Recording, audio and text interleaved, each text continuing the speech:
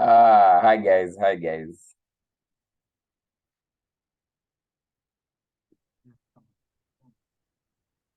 Hello, how are you? Yeah, I'm fine, I'm fine. You guys, I don't know why you're not sleeping. Connie, this is stressing you out. Yeah? Imagine, so much stress that you can even take a nap dream.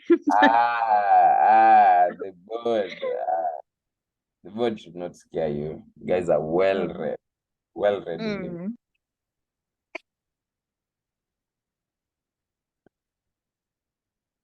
I feel like just start recording when the discussion actually starts.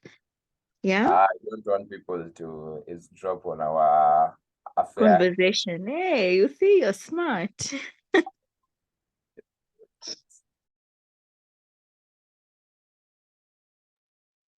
So hi guys, how are you? Good morning, good morning. Uh, First, we're going to go through resins. Then Willie will take you through saponins. Yeah. For resins, I don't think I'll even take 20 minutes. So, yeah, it's really short. That's what she said. He's a bro. He's a bro. Zayo, that piga banta, man.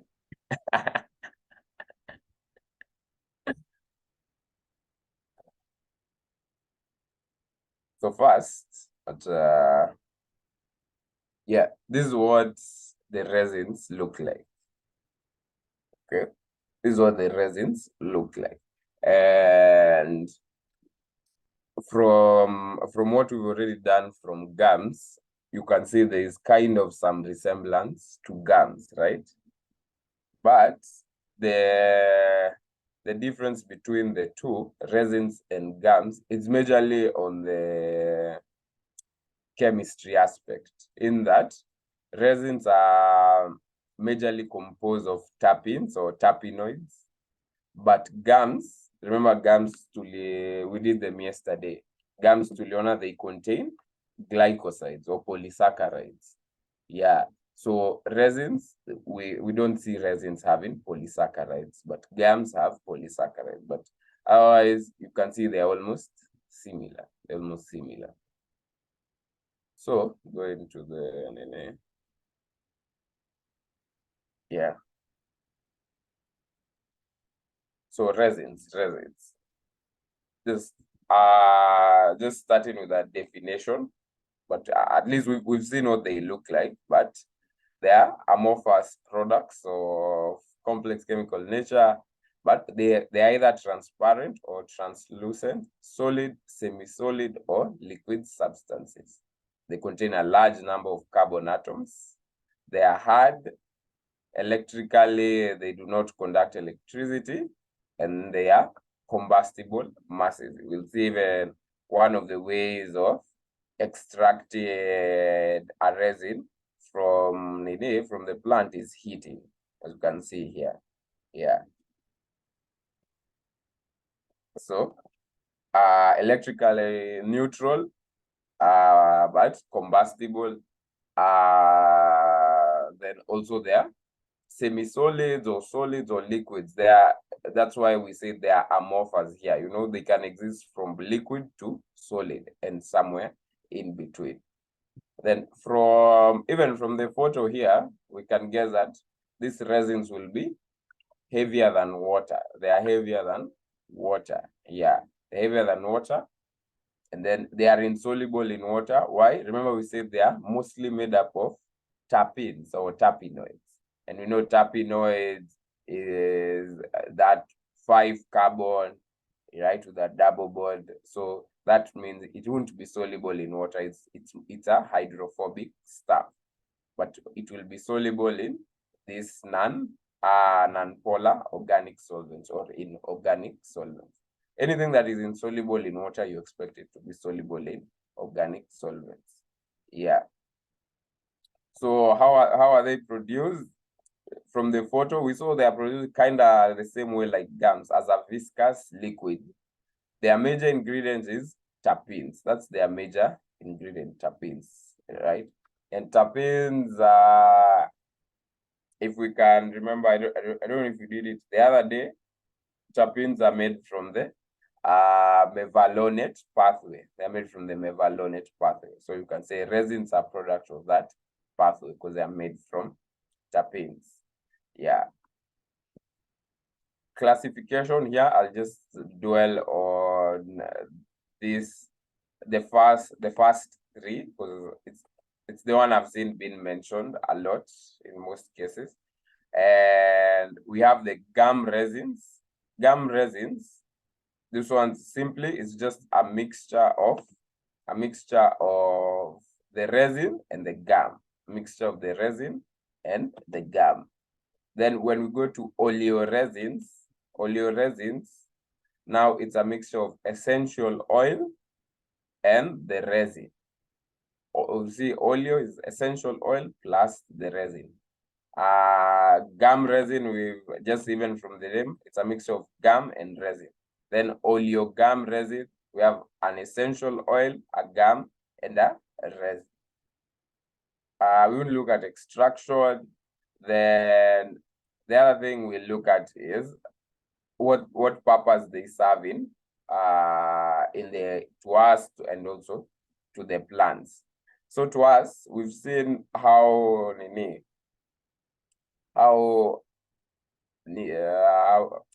adhesive they are. So they are used as adhesives, right? We know how sticky this stuff usually is. Even when you've touched a tree and this stuff is there, you kind of feel the stickiness.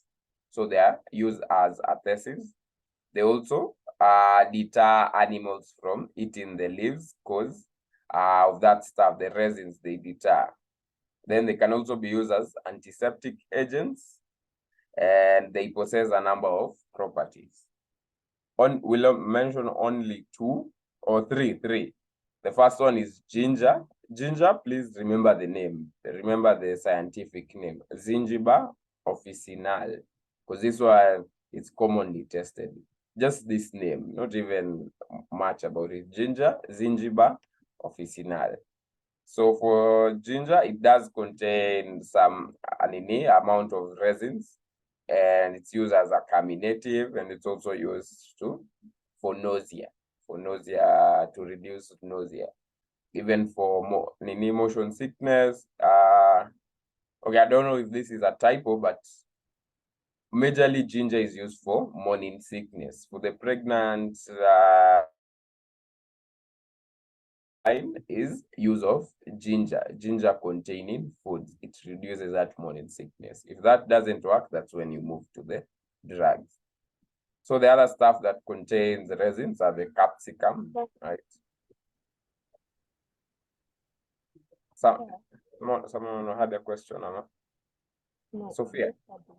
no. You can hear me.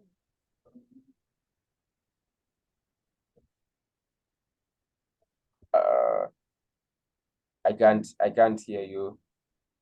Okay, I'm saying, bring up the name to the information. Can you type it, Sophia? Even me, I can't hear what you're saying. Unaweza type kwa chat box ndio tukusikie Sophia kindly. Please.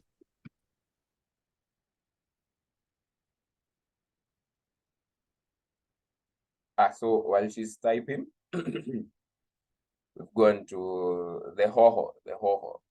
There it is. Ginger can also be used for motion sickness. Okay, thank you. So it's also used for motion sickness, morning sickness. Yeah. So, appetite stimulant. Yeah, appetite stimulant. The same with capsicum for stimulating appetite, and carminative to reduce that flatulence. Finishing with turmeric. Turmeric, we know majorly it's used as a spice. Majorly used as a spice. So for resins, honestly, there is nothing much. Even the lecturers, they didn't even mention them in their notes. So the take-home message of resins is how different they are from gums, because physically they resemble gums, but gums contain glycosides. Resins do not. Resins, they are what? They are made from the terpenes. Yeah, they are made from the terpenes. That's the major thing I saw in terms of just knowing resins. Just differentiate it from the gum. Then like resins, it's also produced naturally by the plant, but when it's injured, it's produced more. Yeah. So that's it from me. Unless someone has something to add, there's nothing much here.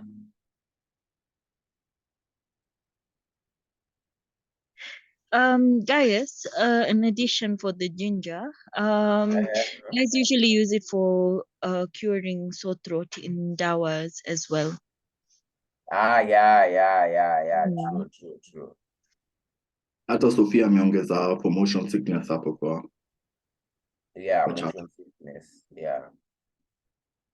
So ginger, yeah, motion sickness, morning sickness, carminative for sore throat, as a Alafu pia turmeric inatumika kwa cosmetics. or turmeric. Yeah.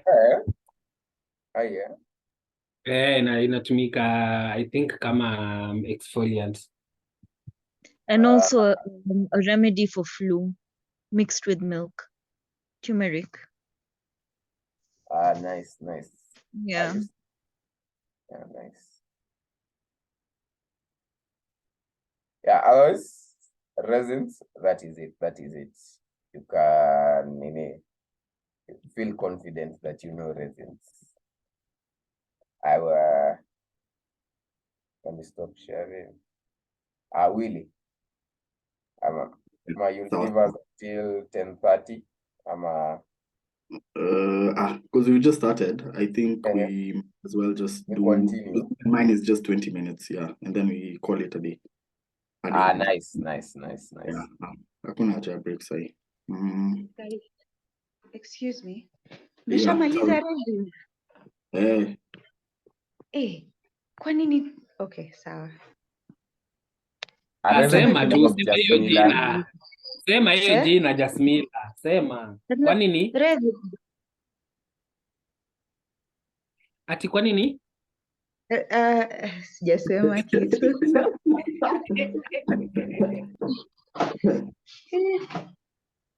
Nimetoka hapa sahi. Anyway, sorry.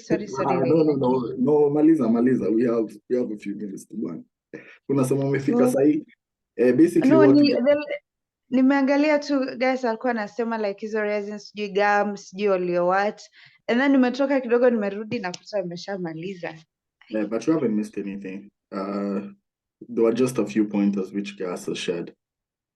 Ameongea kuhusu chemical name ya ginger, akasema zinji. Ebu iseme vifiti Gas. Zingiber officinalis.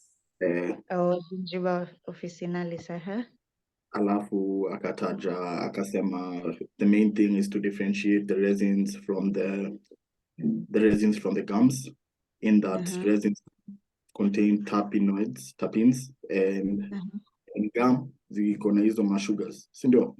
Yeah, Magla, yeah, true. Yeah, just that's the main thing. Yeah. Okay, thank you. Yeah, because even Kinaniel even didn't go through resins, so yeah. Can it be seen? Yeah. Perfect. There are some renovations happening at home, so in case kuna a bit noise, you just bear with me, but we're only in for like 20 minutes. So I'll take us through saponins. And one thing which can really help us understand what saponins are is the name itself, which comes from a Latin name, sapo something, and that means soap in English terms, you know. So when we think about soap in terms of chemical structure, the main thing we appreciate is soap usually has a hydrophilic and a hydrophobic part, you know. So basically, as we go through, just keep that in mind. And then that will make up for a lot of the functions or the role that saponin plays in just different occasions. So this is an example here. Higher. So saponins, when they're dissolved, they're phytochemicals, and when they're dissolved in water, they foam or they produce foam. And the name comes from a plant called soapwort plant, genus Saponaria, and that family, Chirophalaceae, where the root of this plant specifically was used as soap. And in itself, even now, some soap products usually use the sapwood plant. This, maybe I can try and show you guys. It looks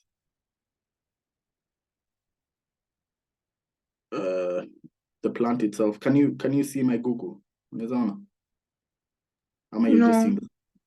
Maybe No. acha kushare alafu ufungue hiyo now you can tab. see. Now you can see. Very clearly. Yeah. I think they look a bit familiar. Sijui nimeziona wapi, si ndio? Ama ni mimi tu ndo naona nikanshaziona. But mainly they grow in Asia and Europe. But I don't know. To me, they're looking a bit familiar. So,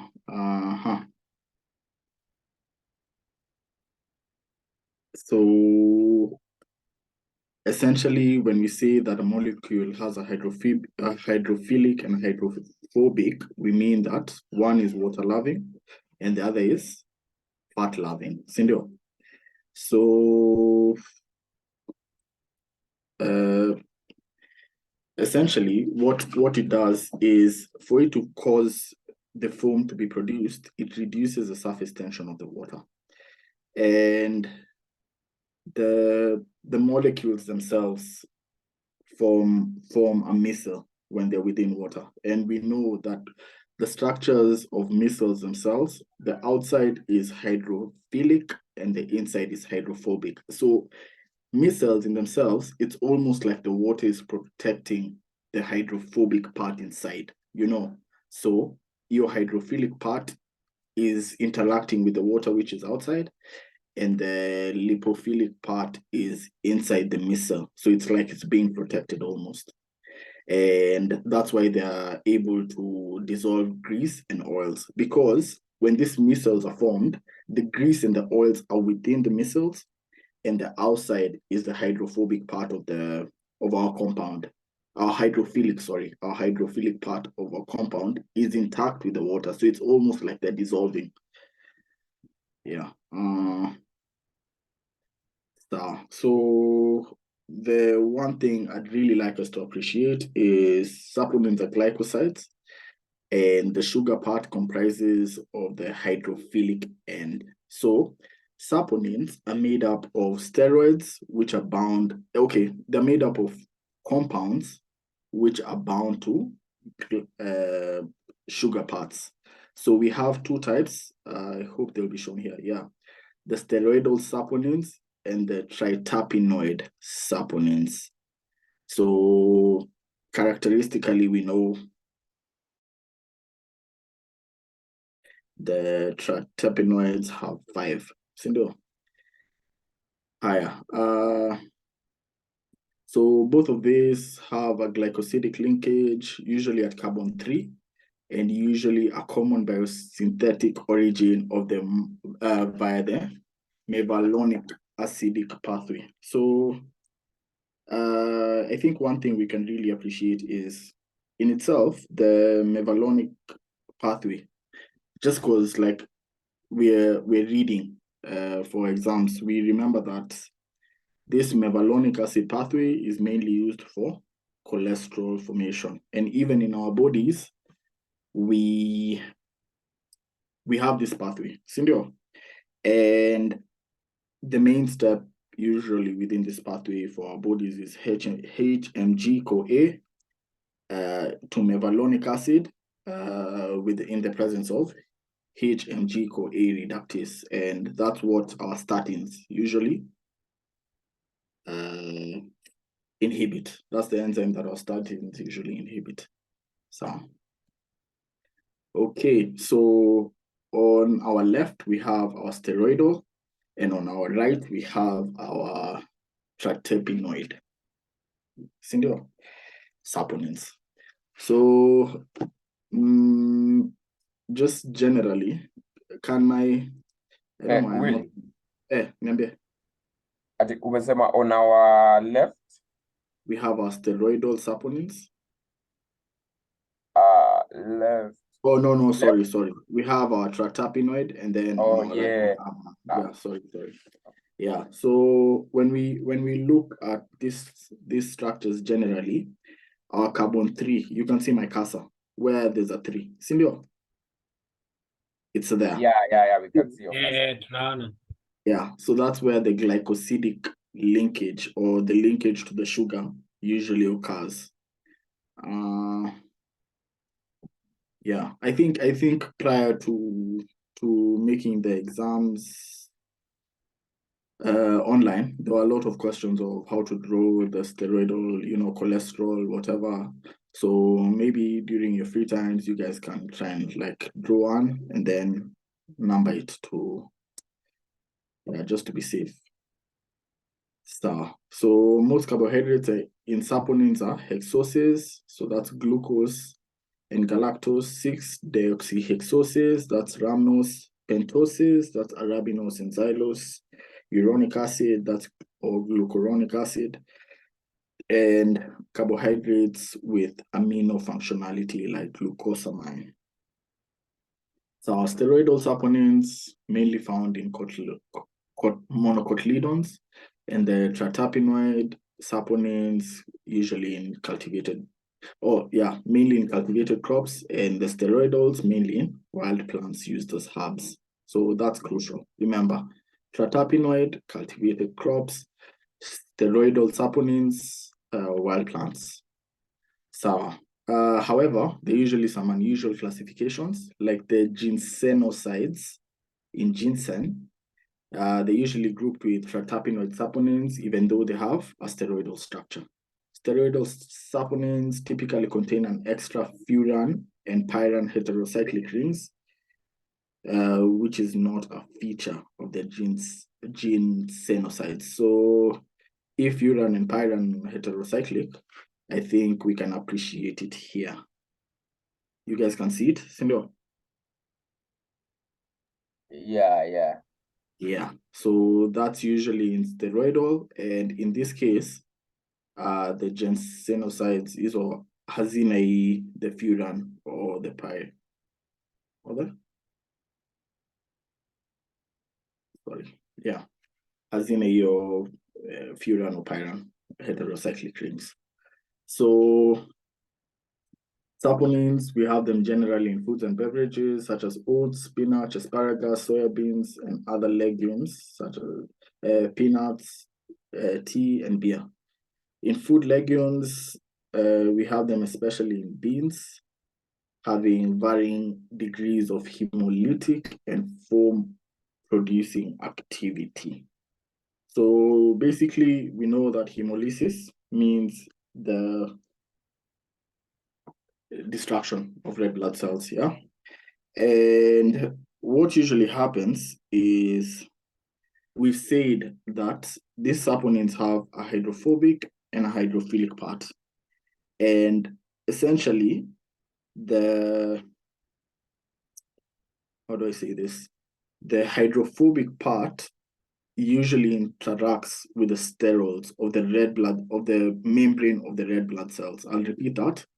The hydrophobic part usually interacts with the sterols of the membrane of the RBCs, and this causes them to rupture because cell permeability will have increased, and then hemoglobin will be lost due to the permeability, increased fluids within the cells, and then they rupture. So hemolysis.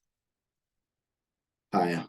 The role of saponins in plants and animals, they're usually pretty bitter. So they act as antifeedants, meaning they're less palatable to animals. They protect plants against microbes and fungi. may enhance nutrient absorption and aid animal digestion, for example, oats and spinach. And some are toxic to cold-blooded organisms and insects at particular concentrations.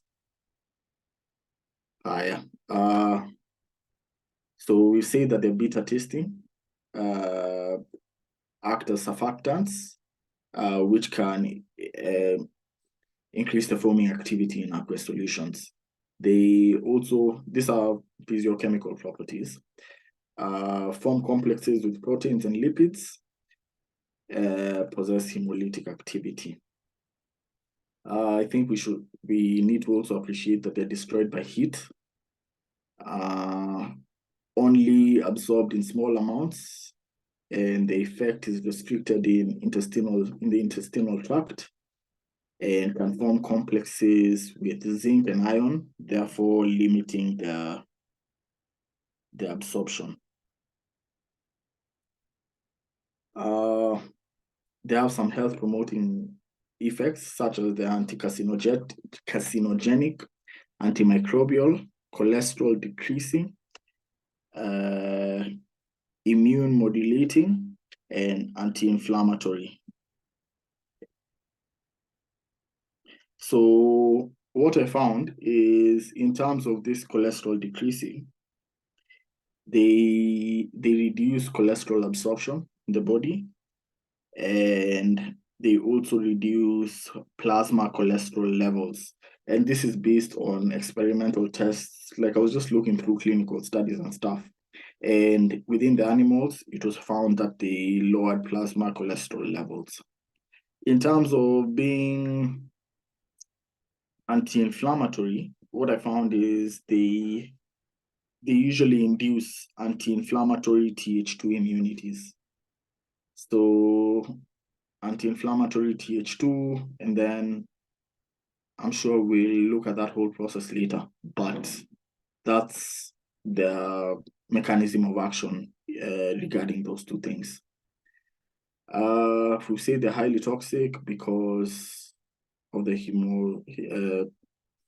hemolysis that they cause to the red blood cells, but there's some exceptions,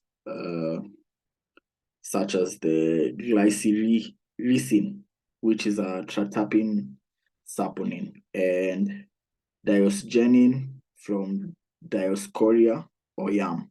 So appreciate that yam is called Dioscorea, asteroidal saponin precursor for the synthesis of cortisone and progesterone. I think this yam, like, I've seen it in a couple of textbooks, so I think it would be nice if we appreciated the name, the scoria. So, of importance to therapeutic and vaccine delivery is the ability of many saponins to potentiate systematic and oral delivery of antigens. And I think the way I appreciated this is they almost act like missiles in terms of they protect the antigens as they course through the body before they eventually absorbed.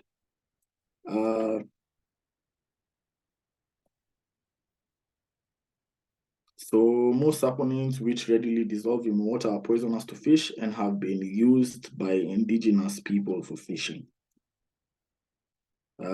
More than 100 families of plants and a few marine sources such as starfish and sea cucumber have saponins within them, or saponins have been found within them. Typically, these are just general saponins, but from what I've seen, I haven't seen much being tested on these areas. But we need to appreciate that there's some crop plants which have a lot of saponins within them, such as yams, alliums, asparagus, fenugreek, yucca, and ginseng. So the main plant sources of saponins used in medicinal and industrial applications are soapbark tree, Quillaja saponaria, Mojave yucca hiyo, licorice, ginseng, fenugreek, alfalfa, horse chestnut, soapwort. So let's also remember that soapwort is where the name saponin comes from. Soapwort, and that's Saponaria officination. Yeah. And then this is our soapwort plant, as you've seen, and this is our soapweed yucca or yucca glauca. In terms of pharmacological activity, we've explained about the hemolysis. In terms of stimulation of the immune responses, Quillager saponins are exclusively used in the production of saponin adjuvants for vaccines. Quillager. So, efficacy against cancer has been attributed to the ability to inhibit cell proliferation, to counteract angiogenesis, and to stimulate apoptosis, obviously, of the cancer cells. So this is seen in soya saponins, ginsenosides, cyclosaponin, diosgenin, and lysergic acid, which are all types of saponins. We've spoken about the hypocholesterolemic activity, and how this works is they form insoluble complexes with cholesterol, affect micelle formation, interfere with bile acid metabolism, inhibit lipase activity, and regulate cholesterol homeostasis.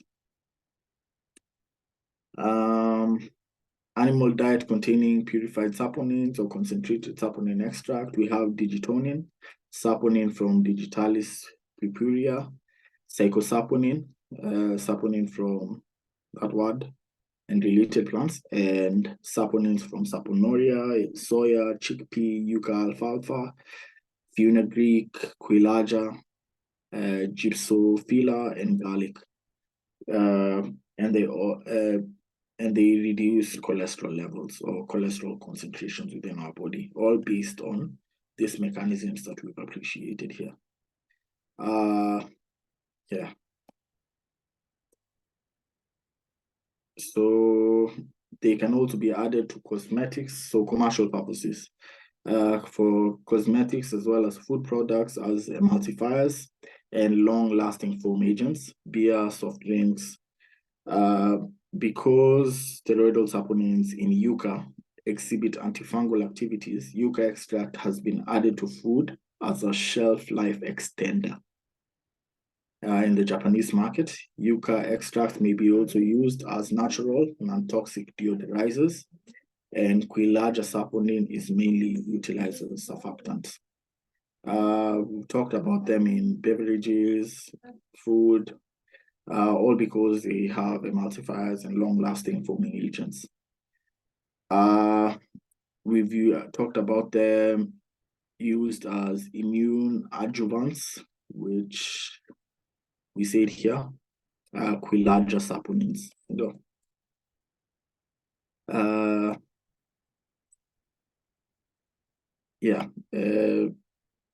They also are used in the disinfection process or cleaning. As you said, they can form foam, and they have both a hydrophilic and a hydrophobic part, so they can act as soap.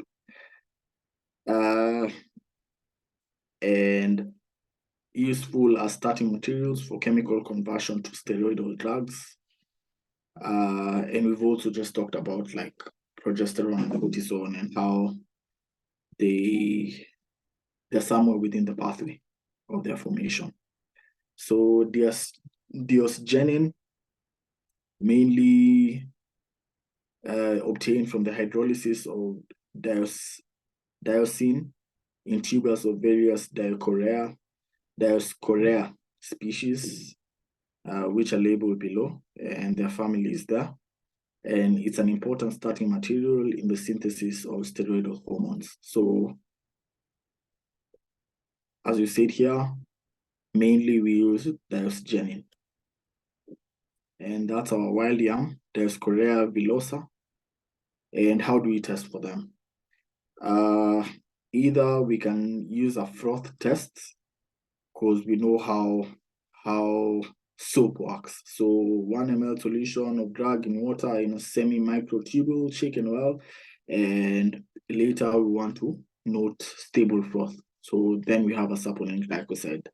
Otherwise, we carry out a hemolysis test due to the hemolytic activity. So we add 0.2 ml solution of saponin prepared in 1% normal saline to 0.2 ml of volume by volume blood in normal saline, and mix well, centrifuge, and note the red supernatant compared with the control tube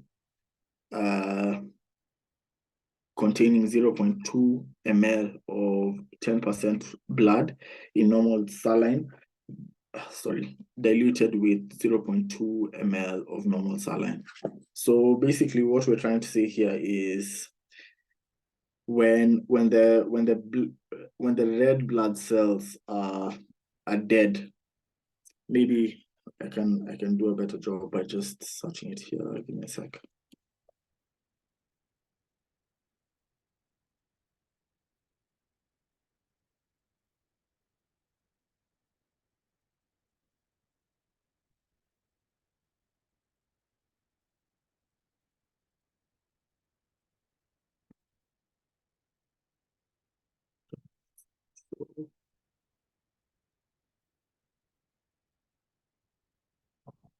Just give me a second. It's loading a bit.